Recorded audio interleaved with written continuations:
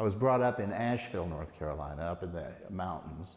And so in a way, I felt that once I moved to the city, when I went to the Art Institute in Chicago, that the buildings, living in a city, being surrounded by buildings, was very comforting and similar to living in the mountains.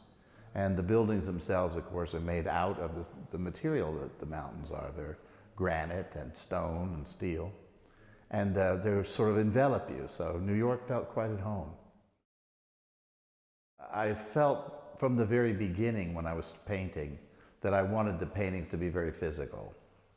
So I started with painting very heavy impasto paintings and using industrial strength plastics that would be liquid, that would be, could be more or less like fiberglass, things like that. And so working on the lofts with other people, working construction, kind of fit in with what I already knew how to do. And so then I just kind of went into the idea of using some of the materials I found to make the paintings I wanted to make. And the industrial materials such as linoleum, which I discovered from a fluke, working in the gallery on 57th Street from the men laying linoleum in the elevator, that provided the thickness of the paint that I needed and the workability.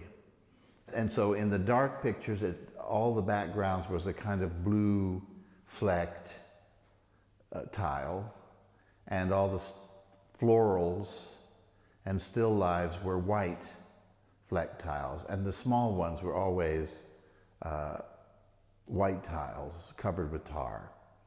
And so whatever was revealed by carving away or washing away would give its particular point to it. It would become a bluish landscape background. The yellow would be painted over it, and you could see through that, so the fire or the sky would be against a blue background.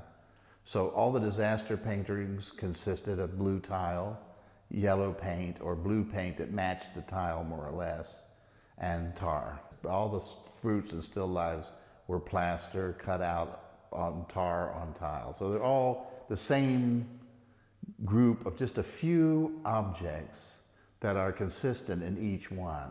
So even though the images are very different, there's only 3 or 4 elements that are constantly used in each one.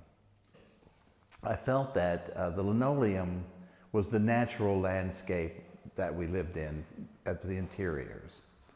On the other hand, there was a lot of work that was being done on site-specific work within buildings which were being altered, like Alan Serrett dug holes in the wall at PS1, Gordon Matta Clark sawed buildings in half. And so the idea of cutting the floor up and using that as the wall itself, like a reverse mural, was a statement about the nature of painting and the nature of work and the nature of architecture. And the idea really that I was ripping up the floor and putting it on the wall kind of fit in with that type of work. And also, when I was working on them on the floor, they were like platforms. And I thought of those as in a way as a stage. So it all kind of came together again. And the first big book of mine is called The Theater of the Object. And that's sort of all goes together with the structures. So for me, it became an exercise in a paradox between both the floor and the wall of the painting and the gesture and the rigidity of the architecture and the meaning and the systems. 2 different kinds of meaning, all put together in one painting. Well, the Black Lemons they segued from the disaster paintings, from the use of tar, into the industrial image of soot and grit. And I wanted to take them and the soot, and I compressed it into very seriously compacted, dense, almost light-absorbing, solid, heavy visual images. They were both real and not real at the same time, and both solid and void at the same time. And as I worked on them, I decided to make them very much like a lemon from the supermarket, make it a standardized image. And I began to trace some of the big ones, and then transfer those to the next one, and the next one, the next one.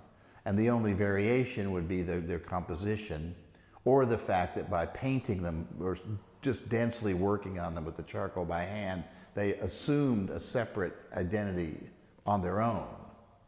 And then I began to keep working on that to try to make it so that the edges almost disintegrated. They weren't hard-edged even. They kind of were just amorphous, dense blocks. And that also was a way of making a visual sculpture to give you the sense of weight and volume within a flat presentation. The black poppies was a way of taking those florals that I had been working with and putting them into the same format as the black lemons, and making the flower, which is a very light and ephemeral shape, into a very hard, thick, weighty, sooty image. Well, my influences of using materials like this, I guess it really came from Pollock. When I was growing up, my father had set up a little studio in the basement, and he had always wanted to be an artist, but he was a businessman. He didn't really paint very often. He did when he had a chance. But he had, when I was growing up, a picture from Time magazine, and on the cover was Jackson Pollock. And it was, I think it was so Jack the Dripper. But we loved those paintings. And I remember seeing it and thinking, you know, he just used house paint, which so did Motherwell, so did Franz Klein. Most of the abstract expressionists, besides later de Kooning, he was a house painter. They used those kind of materials for their work. Because they were cheap, and if you're going to work on that scale, that kind of didn't demand expensive oil paints. So it was natural to just use those kinds of paints. And also, as an American, when I was growing up, the ethos, was working. My father had a tire shop, and I worked in a shop, and we were physical labor. And I always thought of painting as a kind of physical labor as well. And I think a large part of American art was founded on that. It wasn't the plein air idea of the bourgeois intellectual working on a canvas to achieve this kind of thing. Americans were more hands-on, jeans rolled up, Wild West painting. And that's probably where the bulk of what I do still